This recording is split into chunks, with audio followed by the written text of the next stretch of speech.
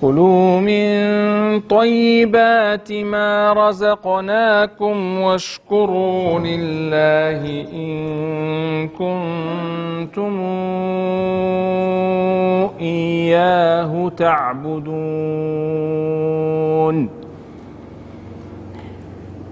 إنما حرم عليكم الميتة والدم ولحم الخنزير وما أهل به لغير الله فمن اضطر غير باغ ولا عاد فلا إثم عليه إن الله غفور رحيم إن الذين يكتمون ما أنزل الله من الكتاب ويشترون به ثمنا قليلا أولئك ما يأكلون في بطونهم إلا النار ولا يكلمهم الله ولا ينظر إليهم يوم القيامة ولهم عذاب أليم أولئك الذين اشتروا الضلالة بالهدى والعذاب بالمغفرة فما أصبرهم على النار ذلك بأن الله نزل الكتاب بالحق وإن الذين اختلفوا في الكتاب لفي شقاق بعيد صدق الله العظيم. بسم الله الرحمن الرحيم الحمد لله رب العالمين نحمدك ربي وبك نستعين ونصلي ونسلم على سيدنا محمد الأمين وعلى آله وصحابته والتابعين ومن تبعهم بإحسان إلى يوم الدين. اللهم لك الحمد حتى ترضى ولك الحمد إذا رضيت ولك الحمد بعد الرضا. نحمدك ربي على كل حال ونعوذ بك اللهم من حال أهل الضلال. دائما إخواني أخواتي أفصح عن سروري بتواجدي معكم في هذا المسجد المبارك ونسأله الله تبارك وتعالى أن يجعله فعلا مباركا عامرا بذكر الله تبارك وتعالى وبما يرضيه سبحانه. سرور وفرح وشرف أشعر به حين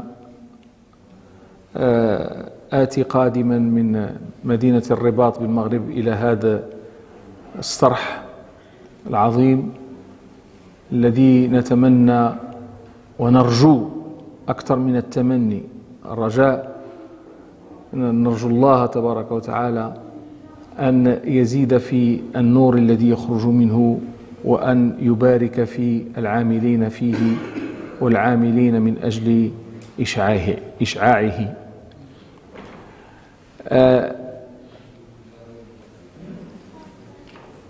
L'intervention que je vais essayer de faire devant vous aujourd'hui est une intervention assez singulière et particulière en ce sens qu'il y a une grande question qui se pose à nous ces derniers temps. Peut-être que tout le monde ne se pose pas cette question, mais ceux qui méditent et réfléchissent sur la la façon avec laquelle les événements se déroulent sur Terre et dans le monde, et tout particulièrement dans le monde islamique, dans le monde dit musulman, ceux qui réfléchissent sur ces événements se posent cette question. Quand on voit comment les choses évoluent en Afrique du Nord et au Moyen-Orient et également dans les communautés musulmanes en général, on se dit Allah subhanahu wa ta'ala nous a promis la victoire et nous a promis l'aisance et nous a promis beaucoup de choses. Et pourtant, tout à l'heure, en arrivant dans l'avion, mon épouse est avec moi, je lui ai dit on pourrait aller en vacances quelque part. Et j'ai commencé à réfléchir où c'est qu'on pourrait aller en vacances. J'aurais aimé aller en Algérie, à partir du Maroc. J'aurais aimé aller en Tunisie, à partir du Maroc. J'aurais aimé aller en Libye, en Égypte, en Syrie, quelque part, là où on dit qu'il y a des gens qui ont la même confession que la mienne. Et j'aurais aimé aussi aller en France. J'aurais aimé aller en Espagne, ou peut-être au Portugal. C'est la même région. C'est la Méditerranée, c'est... Alors si on vous donne le choix, où iriez-vous? En Libye ou au Portugal? C'est une question qu'on pose. Automatiquement, on va dire au Portugal. Parce qu'au Portugal, on ne risque pas ce qu'on risque en Libye. En Libye, on risque d'être vendu en esclave. Par exemple, en Libye, on risque d'être tué à n'importe quel moment. Bon, au Portugal aussi, en France aussi, ça peut arriver. C'est pas avec la même acuité. C'est évident.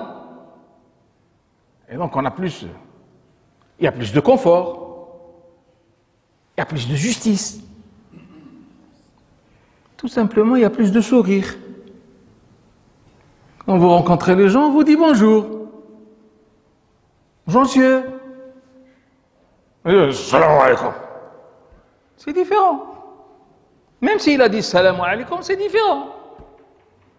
Il n'ose même pas te parler. Allez voir ce qui se passe au Moyen-Orient. Comment les gens vous parlent. Et même chez nous, dans des coins particuliers. Au Maroc, en Algérie, en Tunisie. Et on se pose la question. On se dit pourquoi Allah subhanahu wa ta'ala nous a dit وَعَدَ اللَّهُ الَّذِينَ آمَنُوا مِنكُمْ وَعَمِلُوا الصَّالِحَاتِ لَيَسْتَخْلِفَنَّهُمْ فِي الْأَرْضِ وَلَيُمَكِّنَنَّ لَهُمْ. Et où est ce temkin? Où est ce istikhlaf? C'est une grosse question qui se pose à nous et qui est légitime. Nous sommes des croyants. وعد الله الذين آمنوا وعملوا الصالحات منكم وعملوا الصالحات. Nous aussi on fait la charité, on fait صالحات, عمل صالح. Et pourtant, on ne voit rien venir. S'il y a une lumière qui vient, elle vient d'ailleurs. Elle ne vient pas. Juste avant Salat al-Maghrib, on discutait avec quelques frères. Quand on atterrit ici en France ou ailleurs, en Europe, nous qui n'avons pas l'habitude de vivre ici, on vient, on découvre. Bon, personnellement, je ne découvre pas, je sais de quoi je parle. Mais quelqu'un qui n'a jamais rien vu en Europe, il vient, la première chose qui le frappe, qui frappe son attention, qui qui attire sa curiosité, ben c'est de se dire, tiens, ça marche très bien. Les gens sont plutôt souriants, tout est bien ordonné, chacun fait son travail comme il se doit, la corruption, on ne la voit pas, je suis certain qu'elle existe. J'en doute pas, mais on ne la voit pas, on ne la palpe pas. Tu ne verras jamais un agent de police venir te verbaliser. Si tu lui donnes 20 dirhams ou 2 euros, il va te dire, allez, va-t'en. Ça n'existe pas. Peut-être que ça existe à grande échelle, mais c'est caché. Alors on se pose des questions. Donc la première chose qui attire notre attention, c'est cet ordre public, et on dit, mince. Et nous, voilà, je vais demander à notre frère Barji de me refiler le calendrier des horaires de prière. Le calendrier des horaires de prière annuel, édité par la mosquée d'Évry-Courcouronnes. La grande mosquée d'Évry-Courcouronnes. Ah ouais. Et on va prendre ce calendrier et on va faire le tour dans le 91. Même pas dans le 92, le 93 et le 77. Là, on va rester que dans le 91. Et on va aller dans la mosquée des Ulysses, et on va aller à Orangis, et on va aller à Grigny, et on va aller à Massy, on va aller à Corbeil, et on va prendre les différents calendriers des prières. La prière pour laquelle Allah subhanahu wa ta'ala nous a dit حافظوا على الصلوات والصلاة الوسطى وقوموا لله قانتين. Et il nous a dit فإذا قضيتم الصلاة فاذكروا الله قياما وقعودا وعلى جنوبكم فإذا اطمأننتم فأقيموا الصلاة إن الصلاة كانت على المؤمنين كتابا موقوتا. Et on va faire le tour des mosquées qui nous entourent. Et on va voir si les horaires sont unanimes. Est-ce que nous avons les mêmes horaires pour l'Asr? Est-ce que nous avons les mêmes horaires pour le Maghrib? Le Maghrib, oui, parce que le coucher du soleil, c'est le coucher. Est-ce que nous avons les mêmes horaires pour l'Isha? Ben non. Est-ce que nous avons les mêmes horaires pour le Fajr? Même si le Fajr, c'est 1h30 ou 1h20 avant le lever du soleil, on n'est pas d'accord sur ça. On n'a même pas réussi à nous unir et à unir nos idées par rapport à la chose la plus importante qui existe dans notre religion, qui est la prière. Comment voulez-vous?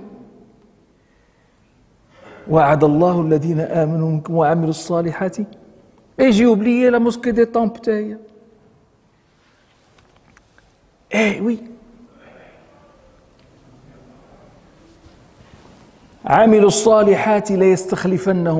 Il faut réunir les deux, mes chers frères et sœurs, pour pouvoir obtenir quelque chose d'Allah subhanahu wa ta'ala. Parce que, dites-vous bien,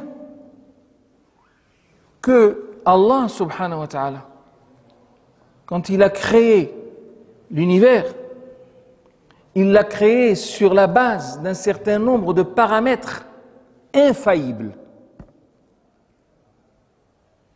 qui n'obéissent pas à la corruption et qui ne peuvent pas être corrompus. Je vais vous expliquer cela très rapidement. Vous allez vous dire, mais qu'est-ce qu'il est en train de nous raconter? Il est venu pour nous parler de Atib mat'amaka takun mustajab ad-da'wa et il nous parle d'autre chose. Ah, ça c'est que l'entrée en matière. Parce que c'est cette entrée en matière qui va tout nous résoudre comme problème, si jamais on a envie de résoudre nos problèmes.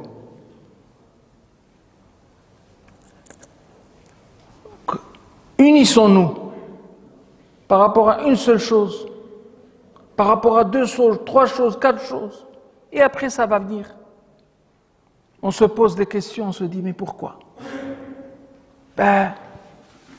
Sachez mes frères et sœurs qu'Allah subhanahu wa ta'ala, comme je disais il y a un instant, a créé sur cet univers sur des bases qui ne font plaisir à personne et qui ne déçoivent personne. Et parmi ces bases, parmi les fondements de la création de l'univers, la justice et l'équité absolue. Tout est fondé sur la justice. Et ce n'est pas parce que on va être musulman, mais injuste, mais parce qu'on est musulman, Allah va nous faire plaisir et va nous donner quelque chose. Là. Parce que le fonctionnement de l'univers n'obéit pas au credo de chacun d'entre nous, mais il obéit à la justice qu'il met dans la manière avec laquelle il se comporte. L'équité, l'adl, al-qist, wazinu bil-qustas al-mustaqim.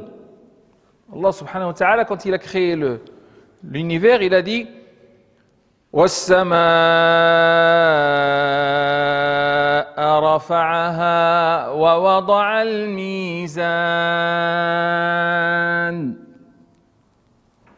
أَلَّا تَطْغَوْا فِي الْمِيزَانِ 2 وَأَقِيمُوا الْوَزْنَ 3 بِالْقِسْطِ 4 وَلَا تُخْسِرُوا الْمِيزَانَ 5. Vous voyez comment Allah subhanahu wa ta'ala insiste sur la notion de justice et d'équité. لا يمكنك أن تأتي وتقول أنا مسلم استجب لي يا الله لأنني مسلم. أنت مسلم لأنك تقول لا إله إلا الله محمد رسول الله.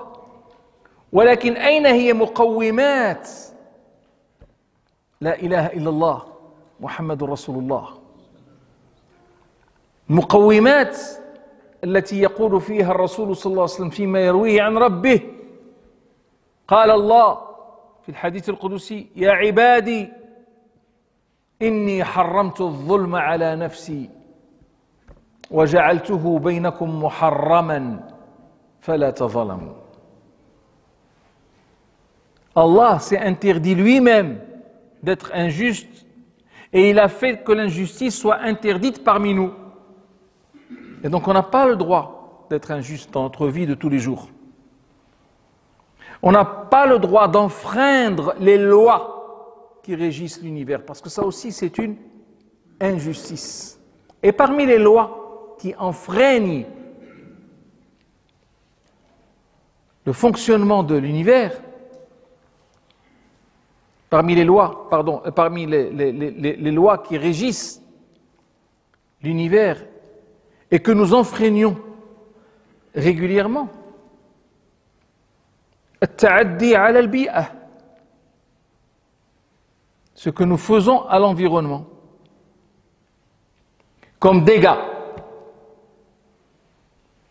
c'est une injustice. Parce que l'injustice n'est pas que le fait de prendre quelqu'un et de le bourrer de coups de poing. C'est pas ça l'injustice. Ça, c'est un visage de l'injustice. Un des multiples visages. Mais quand tu enfreins une loi qui régit l'univers en salissant l'eau que va boire quelqu'un derrière toi, par exemple, en souillant l'eau qui va être bue par quelqu'un après toi, ça c'est une injustice. C'est normal que lui, qu'il tombe malade après avoir bu l'eau que tu as souillée. N'est-ce pas? Mais c'est normal aussi que toi, tu récoltes des conséquences néfastes sur ta vie de tous les jours. Parce qu'Allah subhanahu wa ta'ala va te punir pour ce que tu as fait. Et donc vous voyez que nous, dans notre environnement, dans les pays musulmans, Et les pays les plus sales au monde, les plus musulmans. Je ne sais pas si vous êtes partis certainement, la plupart d'entre vous ont déjà fait le pèlerinage à la Mecque.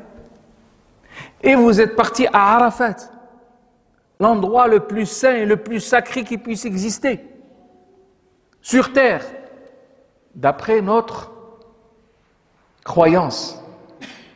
Arafat, al-Hajj Arafat. ويتجلى الله تبارك وتعالى وينزل إلى السماء الدنيا في عرفات وينظر إلى أهل عرفات ويباهي بهم ملائكته. Waouh, waouh, waouh, waouh, c'est extraordinaire. Et pourtant, vous avez vu ce qui se déroule à Arafat. Vous avez vu ce qui se passe à Arafat à la fin de la journée. Les routes comment elles sont. Et les tentes, comment elles sont? On dirait un champ de bataille. C'est ça le respect de l'environnement. C'est ça le respect des lois qui régissent l'univers. Nous sommes très loin. Donnez aux Suisses ou aux Suédois ou aux Canadiens la gestion du Hajj et vous allez voir comment ça va être. Nickel. Pourtant, ils ne sont pas nécessairement musulmans. Mais il y a un respect des lois qui régissent l'univers. Et ça, c'est très important. من هنا سندخل إلى استجابة الدعاء. C'est pas à partir de là qu'on va le faire. Il y a un grand imam qui avait dit dans ses fatwas, l'une de ses fatwas, Inna Allah la yansuru ay yudhiru. Il donne l'avant-garde. Yansuru, ça ne veut pas dire obligatoirement la guerre et la bataille, le jihad. C'est peut-être un petit peu tout cela, mais finalement c'est la mise en avant. C'est l'avant-garde.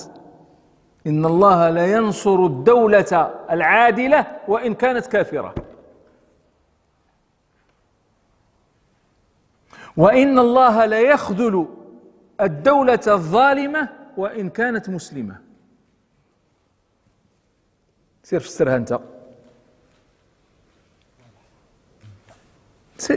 C'est clair comme eau de roche.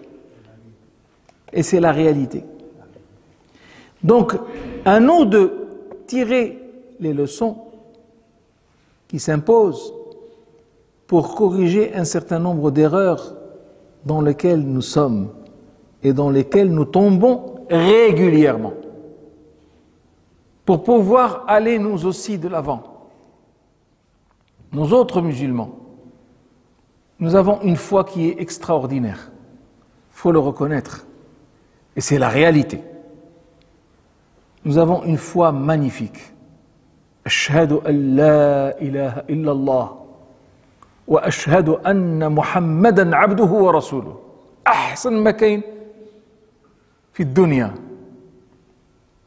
Sidna Moussa, le prophète Moïse alayhi salam, a demandé à Allah subhanahu wa ta'ala une fois de lui apprendre quelque chose qu'il puisse dire dans le cadre de son adoration personnelle vis-à-vis d'Allah.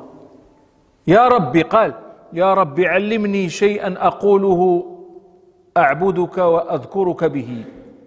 فقال له يا موسى قل لا إله إلا الله. C'est très simple, Moïse, tu peux dire La ilaha illallah, tu auras dit beaucoup de choses. Ça te suffit. Moïse n'a pas compris.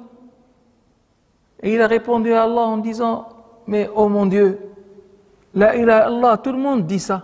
Moi je veux quelque chose de spécial pour moi, spécifique. Je veux être. Hein?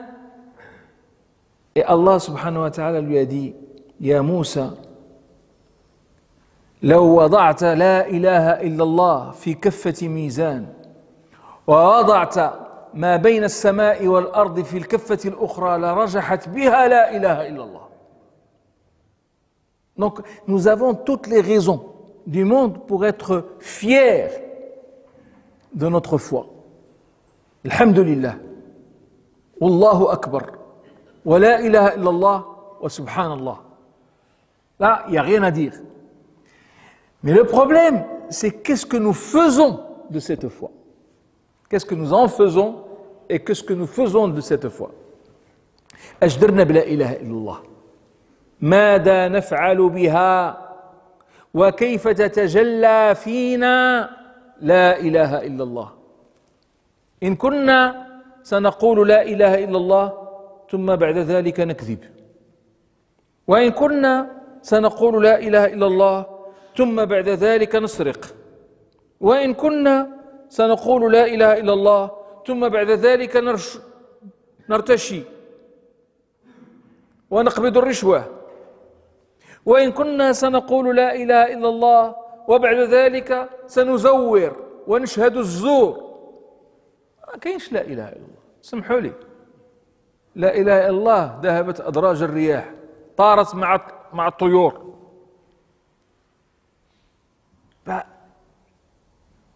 Il ne s'agit pas de dire, mais il s'agit de refaire sortir, de faire sortir cette la ilaha illallah de notre conscient et de notre subconscient et de notre inconscient. C'est comme ça qu'il faut voir la chose. Maintenant, si on ne le fait pas, Allah subhanahu wa ta'ala saura, et il sait déjà, que nous ne sommes pas à la hauteur. Pour que la promesse donnée soit exaucée. وعد الله الذين آمنوا منكم وعملوا الصالحات ليستخلفنهم في الأرض. Il le saura et il le sait déjà. Et donc nous n'aurons que ce qui nous revient à des échelles individuelles et jamais, au grand jamais, à l'échelle collective. À Kainash. On ne peut pas. Dans un hadith, le prophète sallallahu alayhi wa sallam nous a appris, hadith sahih, en nous disant, il nous a appris que Allah subhanahu wa ta'ala n'acceptait de nous que ce qui est pur et bon et saint. قال عن أبي هريرة رضي الله عنه عن النبي صلى الله عليه وسلم قال يا أيها الناس إن الله طيب لا يقبل إلا طيبا. Ô homme, Allah subhanahu wa ta'ala est pur et il n'agrée que ce qui est pur. إن الله طيب لا يقبل إلا طيبا. وإن الله أمر المؤمنين بما أمر به المرسلين. Allah subhanahu wa ta'ala a commandé aux croyants ce qu'il a commandé aux messagers et à ses envoyés. وإن الله أمر المؤمنين بما أمر به المرسلين فقال يا أيها الرسل كلوا من الطيبات واعملوا صالحا إني بما تعملون عليم. Ô messagers, ô envoyés de Dieu, c'est Allah qui leur parle. Mangez, consommez, kolo, consommez. Consommez de ce qui a de pur et halal. Kulu min at-tayyibati wa'malu salihan. Et faites, accomplissez le bien. Wa'malu salihan. Inni bima ta'maluna alim. Certes, je suis par rapport à ce que vous faites au fait de la connaissance. هذيك faites l'oula. Ce que vous faites, F-A-I-T-E-S. Au fait de la connaissance, F-A-I, accent, chapeau, T-E. نعرفوا نفهموا la phrase مزيان. نفهموها مزيان. D'accord? يا أيها الرسول كلوا من الطيبات واعملوا صالحا إني بما تعملون عليم. Je suis au fait de la connaissance par rapport à ce que vous faites et ce que vous accomplissez. Donc il va falloir qu'on fasse attention. À chaque fois qu'on va faire un impair, Allah nous en tiendra rigueur. Et dites-vous bien une chose, c'est que quand le musulman fait un impair, la punition qui lui vient d'Allah est encore plus importante que celle qui vient à un non-musulman qui fait un impair. هذه ما عندكمش هذه. تعرفوهاش؟ تعرفوها ولا ما تعرفوهاش؟ حين تذنب أيها المسلم. Quand toi tu fais un péché en tant que musulman, si Allah veut te punir, la punition sera plus importante que si c'est un autre qu'un musulman fait le même péché. Parce que toi, tu n'es pas censé faire le péché. Tu es musulman. Et à chaque fois que tu feras, tu seras puni fortement. Un non-musulman peut faire le péché et ne rien voir venir. Il peut même ne pas être puni. Parfois, il peut même être récompensé. On le retrouve dans le Coran. Cette règle, c'est une règle universelle. ردوا فيها البال مزيان هذه. يقول الله تبارك وتعالى في سورة هود لعل الآية 20 أو حوالي هذا الرقم: من كان يريد الحياة الدنيا وزينتها نوفي إليهم أعمالهم فيها وهم فيها لا يبخسون أولئك الذين ليس لهم في الآخرة إلا النار وحبط ما صنعوا فيها وباطل ما كانوا يعملون. Un non-musulman, il peut recevoir dunya kulla et le double en rab. Ma'lish. Parce qu'après, il n'aura rien du tout. Mais le musulman, s'il est bon, s'il est fidèle à sa foi, Allah subhanahu wa ta'ala lui donne dunya wal akhirah. Il lui donne dunya wal akhirah. Et c'est ce qui s'est passé avec Sayyidina Muhammad sallallahu alayhi wa sallam. Et vous l'avez vu, et vous le voyez, et vous le savez. La plus grande des réussites de par l'histoire humaine est à l'actif de qui? Elle est à l'actif de Muhammad sallallahu alayhi wa sallam. Et c'est une réussite qui se poursuit encore. À ses fidèles d'être à la hauteur pour la maintenir pour eux. Parce que l'islam que prêche Sayyidina Muhammad sallallahu alayhi wa sallam, qu'a prêché Sayyidina Muhammad sallallahu alayhi wa sallam, continue à avancer. Malgré tous les aléas. Mais les musulmans, puisqu'ils ne sont pas suffisamment à la hauteur, là ils vont à reculons, là ils avancent très doucement. Donc c'est la meilleure des réussites. Ensuite, la réussite de chacun est proportionnelle à un certain nombre de critères qu'il respecte dans sa vie de tous les jours. Et le critère de l'équité, le critère de la justice, le critère de la sincérité, le critère de l'honnêteté, le critère de l'humilité. Qu'est-ce que c'est que ces critères?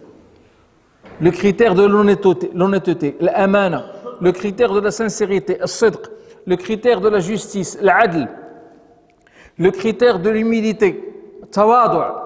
Ce sont des critères indispensables pour réussir. Que tu sois musulman ou pas musulman. Peu importe. Si tu les réunis, même si tu n'es pas musulman, tu vas réussir. أحبه من أحبه كره من كره لأن الله تبارك وتعالى أسس هذا الكون على قانون وقوانين لا تحابي أحدا. Donc Allah, Rasul sallallahu alayhi wa sallam nous a dit: Ya ayyuha ar-rusulu kulu min at-tayyibati wa'malu salihan inni bima ta'maluna alim. Donc c'est Allah qui a dit ça et le prophète sallallahu alayhi wa sallam nous a dit que Allah a commandé la même chose aux croyants. Et il a dit aussi, le verset que j'ai lu en ouverture de mon intervention, Ya ayyuhalladhina amanu kulu min at-tayyibati wa'malu salihan. Ya ayyuhalladhina amanu kulu min tayyibati ma razaqnakum washkuru lillahi in kuntum iyyahu ta'budun. C'est un verset extraordinaire qui nous pousse vers la consommation du halal. On va y revenir. La suite du hadith. إن الله طيب لا يقبل إلا طيبا وإن الله أمر المؤمنين بما أمر به المرسلين فقال يا أيها الرسل كلوا من الطيبات واعملوا صالحا إني بما تعملون عليم وقال يا أيها الذين آمنوا كلوا من طيبات ما رزقناكم واشكروا لله إن كنتم إياه تعبدون ثم ذكر.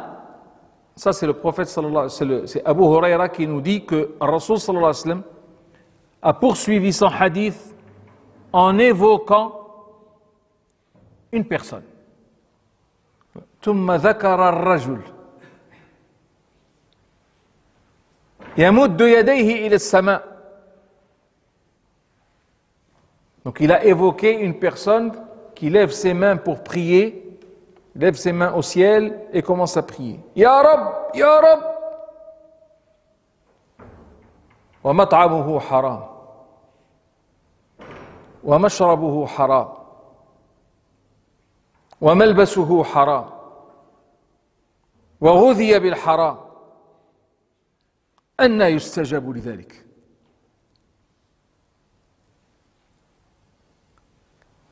Il a évoqué une personne qui lève ses mains au ciel, Ya Rab, Ya Rab, Ya Rab. Mais en même temps, lui, il prie, comme nous faisons nous tous, alhamdoulilah. On vient, on prie 5 prières par jour, etc., etc., etc. Mais dès qu'on sort, on se dispute. Dès qu'on sort, on s'insulte. Dès qu'on sort, on trouve un mendiant, on lui gueule à la figure. Dès qu'on sort, on voit quelqu'un qui n'est pas de notre confession, on le regarde avec mépris. Dès qu'on sort, on part au centre commercial, régional ou local ou n'importe lequel, et si jamais tu arrives à chaparder quelque chose, tu le chapardes. Où est ta prière? Dès qu'on sort de la mosquée, certains parmi nous donnent à manger à leurs enfants à partir de revenus qui ne leur reviennent pas. RSA et compagnie. Ou à partir de revenus qu'ils ont pu cumuler sur la base de documents falsifiés. واش تنقول الصح ولا ما تنقولش؟ كاين هذا الشيء ولا ما كاينش؟ إلا ما كاينش ضربوني الله يخليكم. إلا ما كاينش ضربوني. كيف مسلم, un musulman croyant en Dieu, Allah unique, et qui se permet d'obtenir des émoluments auxquels il n'a pas droit, en falsifiant des papiers. Ou là, en se faisant passer pour le mari de Flana ou Kadaïla Akhiré pour pouvoir faire ses papiers, etc. احنا ندخلوا في شي مجانيق خبيث. فين هو الحلال؟ الرسول صلى الله عليه وسلم تكلم عن الزور حين سئل عن أعظم الذنوب أكبر الكبائر قال الإشراك بالله. Quel est le plus gros péché que peut commettre une personne? C'est d'associer à Allah d'autres divinités que lui. قالوا ثم ماذا? Et puis après قال عقوق الوالدين. عقوق الوالدين, c'est le manque de respect aux parents. قال ثم ماذا? Et puis après, troisième plus gros péché, Abdullah ibn Mas'ud qui nous rapporte ce hadith, nous a dit que le prophète sallallahu alayhi wa sallam était accoudé comme ça, et quand il a demandé quel est le troisième plus gros péché, il s'est assis. Il s'est remis à l'endroit, il a dit Ala wa shahadatu zur, ala wa qawlu zur, ala wa shahadatu zur, ala wa qawlu zur, ala wa shahadatu zur, ala wa qawlu zur, ala wa shahadatu zur, ala wa qawlu zur. قال فلا زال يكررها حتى قلنا يا ليته سكت.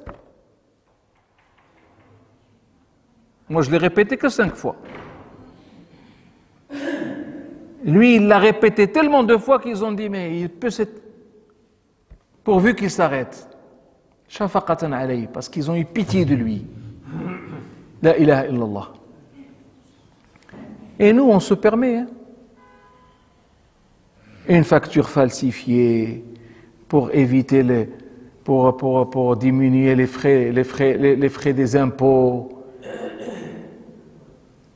Hein? Et les exemples sont nombreux.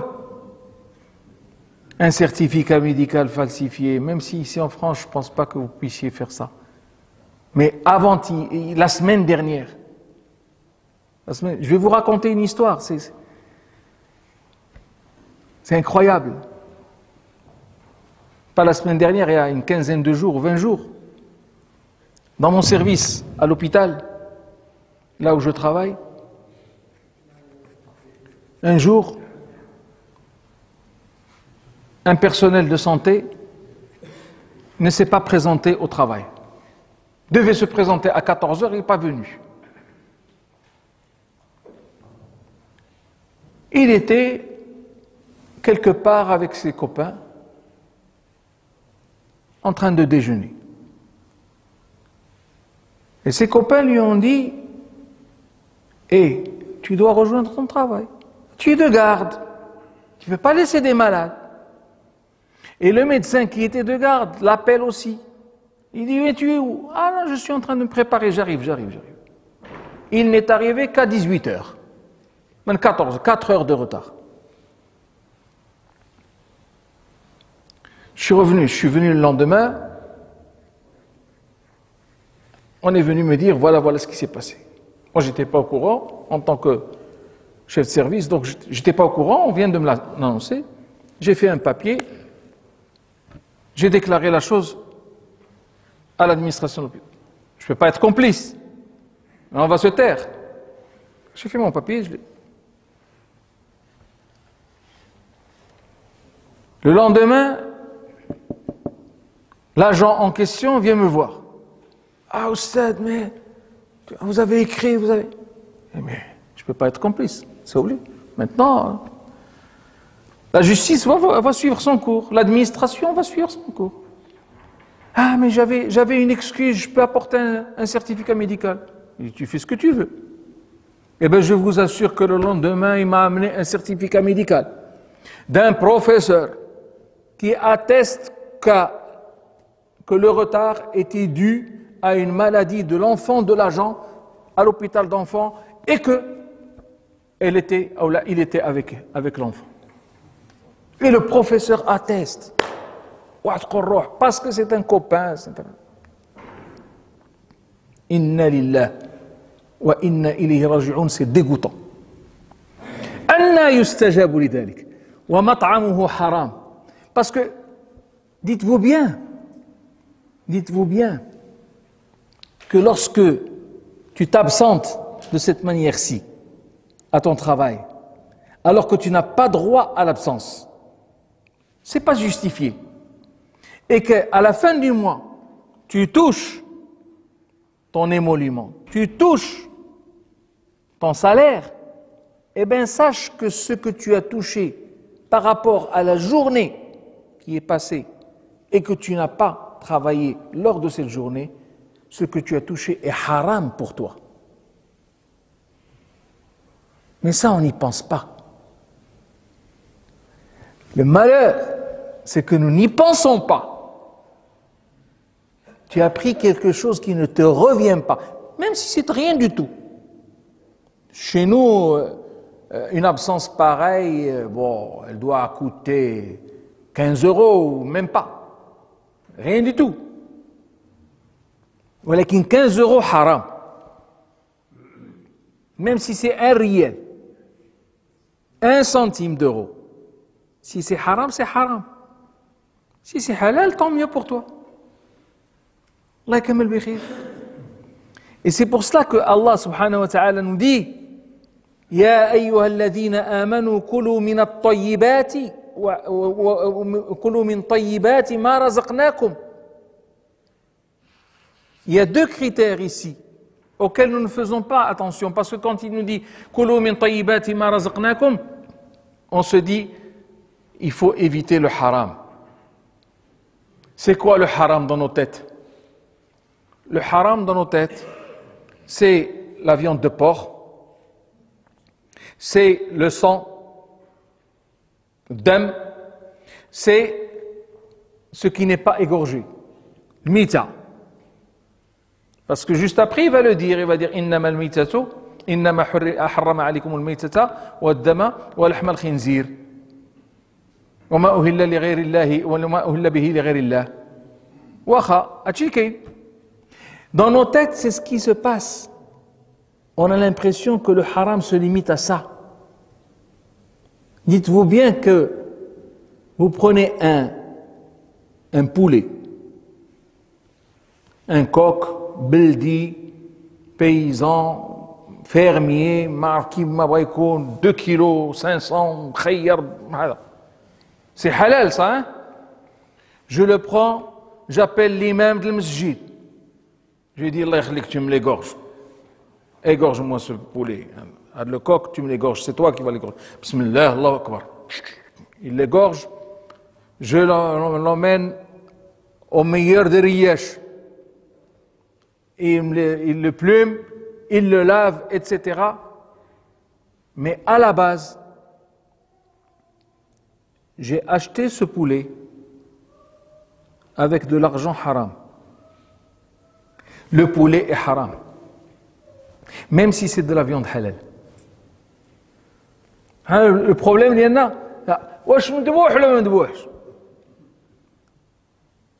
Ah non, ils ont mis de l'électricité, ils ont dû le tuer avant, et on rentre dans des considérations de l'hamaq. On rentre dans des considérations qui n'ont pas lieu d'être. Ah là, il a électrocuté, peut-être qu'il est mort juste avant, donc c'est une mita, c'est pas il n'a pas été égorgé dans les règles. Et on ne se pose même pas la question de ce qui est venu avant. Parce que regardez ce qu'il a dit. Il a dit Kulu min at-tayyibat. Donc le poulet, la viande de bœuf, ça c'est tayyib. Kulu min at-tayyibat. Kulu min tayyibati ma razaqnakum. Ma razaqnakum. Nous vous avons donné en subsistance. Ma razaqnakum. Si ça ne t'appartient pas, tu n'as pas le droit de le manger. Je dis, c'est halal ou c'est pas halal? J'ai le droit de le boire ou j'ai pas le droit de le boire? J'ai le droit de le boire parce que les gens chez qui je suis actuellement me l'ont offerte. Donc c'est rizq saqahu Allahu ilay. Et comme c'est tayyib, c'est de l'eau, j'ai le droit d'ouvrir et de dire bismillah et de boire. Supposons que ce soit quelqu'un d'étranger qui ait posé ça, pas à mon adresse. Il l'a posé pour revenir la prendre juste après la conférence. Mais il l'a posé ici pour voir est-ce que moi je vais être correct ou pas. Je prends, je bois, c'est haram. Parce que je n'ai pas le droit de le prendre. Ça ne m'appartient pas. Vous comprenez la nuance? Et ça, c'est ce à quoi nous devons faire attention. Bien sûr qu'on va éviter la viande de porc, on va éviter les boissons alcoolisées, tout ça, c'est haram. Parce que c'est impur. Mais le haram n'est pas uniquement ce qui est impur. Le haram est également ce qui ne m'appartient pas de droit. Que je l'obtienne par voie de vol, ou par voie d'escroquerie, ou par voie de chapardage, ou par voie de je ne sais quoi, de falsification, tout ça c'est haram. Et si je consomme de cette manière-ci, je ne pourrai pas être agréé par Allah et je ne pourrai jamais être entendu par Allah. إن سيدنا سعد بن أبي وقاص رضي الله عنه وأرضاه جاء إلى رسول الله صلى الله عليه وسلم فقال له يا رسول الله ادعو الله لي أن يجعلني مستجاب الدعوة. Ô envoyé de Dieu, implore Allah pour que moi je sois, c'est Saad ibn Abi Waqqas qui parle, pour que moi je sois quelqu'un dont les invocations et les prières sont toujours entendues. Ud'u Allah an yaj'alani mustajab ad-da'wa.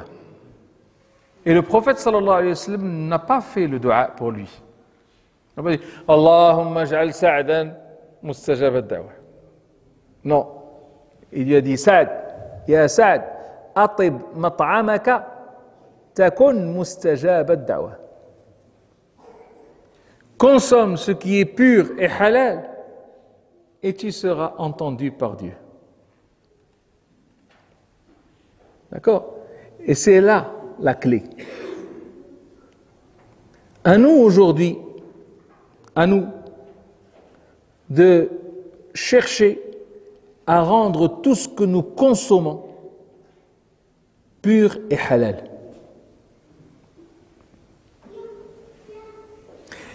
Tout ce que nous consommons doit nous appartenir de droit, soit par la voie de l'achat, soit par la voie de l'acquisition légale et licite, soit par la voie du cadeau. Hadiya, le cadeau. Mais pas la corruption. Parce qu'il y a une différence entre le cadeau et la corruption. Qihwa. Eh oui. Donc il faut faire très attention par rapport à cela et c'est comme cela que nous aurons la possibilité d'être entendus par Allah subhanahu wa ta'ala. Il en va de même pour ce que nous mettons comme habit. Il en va de même pour ce que nous buvons. Et il en va de même pour tout ce que nous acquérons et achetons.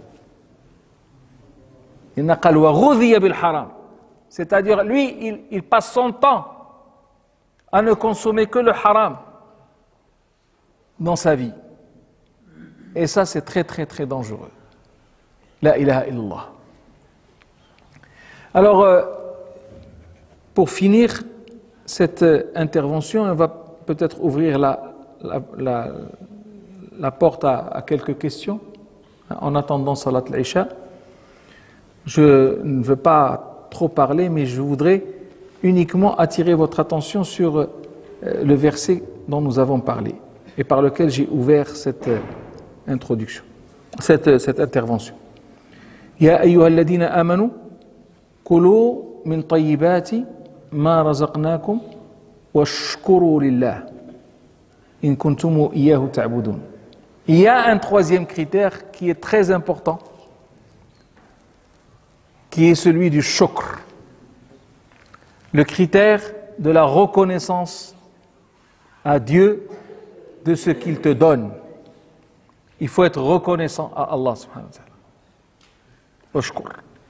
Parce que shukr, c'est une des plus grandes et des plus intéressantes ibadat que tu peux faire dans ta vie. La in shakartum, la azidannakum. Donc, à chaque fois que tu manges, à chaque fois que tu consommes quelque chose, à chaque fois que tu t'habilles, que tu mets quelque chose, n'oublie jamais de dire Alhamdulillah. Et il y a un dua que le prophète sallallahu alayhi wa sallam nous a appris et qui devrait être connu par cœur par chacun d'entre nous, c'est ce dua dans lequel il dit Alhamdulillah. À chaque fois qu'il mangeait, il disait Alhamdulillah. وهذا في سنن أبي داود الحمد لله الذي أطعمني هذا ورزقنيه من غير حول مني ولا قوة. الحمد لله الذي أطعمني هذا ورزقنيه من غير حول مني ولا قوة. قال من قال هذا الدعاء بعد الأكل غفرت له ذنوبه وإن كانت مثل زبد البحر أو كما قال عليه الصلاة والسلام. Allah subhanahu wa ta'ala, avec un seul dua de reconnaissance, il te pardonne tous tes péchés et t'absout totalement. La ilaha illallah. C'est facile, donc il faudrait le faire. Ça, c'est la première remarque que je voulais vous. Après, il y a une autre, c'est le verset qui vient juste après. Innama harrama alaykumul maytata wad dama wa lahma al-khinzir wa ma uhilla bihi li ghayrillah. Il y a deux autres versets qui lui ressemblent. Il y a le verset de Surat Al-An'am et il y a le verset de Surat Al-Nahl. إنما حرم عليكم الميتة والدم ولحم الخنزير وما أهل به لغير الله فمن اضطر غير باغ ولا عاد فلا إثم عليه إن الله غفور رحيم. هذا في سورة البقرة. في سورة الأنعام قال قل لا أجد فيما أوحي إلي محرما على طاعم يطعمه إلا أن يكون ميتة أو دما مسفوحا أو لحم خنزير فإنه رجس أو فسقا أهل لغير الله به. لغير الله به قالش به لغير الله. لغير الله به جت من بعد. لغير الله به فمن اضطر غير باغ ولا عاد فإن ربك غفور رحيم. قالش فلا إثم عليه إن الله غفور رحيم. C'est pour faire la différence entre les versets. Et dans Surat An-Nahl, il a dit إنما حرم عليكم الميتة والدم ولحم الخنزير وما أهل لغير الله به فإن الله غفور رحيم. قال فإن الله غفور رحيم. قالش فإن ربك غفور رحيم. المهم عندنا أيها الإخوة الكرام أننا ينبغي لنا أن نأكل الحلال وأن نصرف الحلال وأن نشرب الحلال وأن نلبس الحلال بمعنييه. المعنى معنى الطيب ومعنى الكسب. إن الحلال نوعان. النوع الأول أن تكون المادة التي تستعملها طيبة، والمسألة الثانية أن تكون هذه المادة الطيبة التي بين يديك أن تكون قد اكتسبتها من طريق طيبة حلال. أقول قولي هذا أستغفر الله لي ولكم ولسائر المسلمين ويرحم الله عبدا قال آمين. Je suis à votre disposition si vous voulez poser quelques questions. On peut y répondre, Inch'Allah tabaraka wa ta'ala.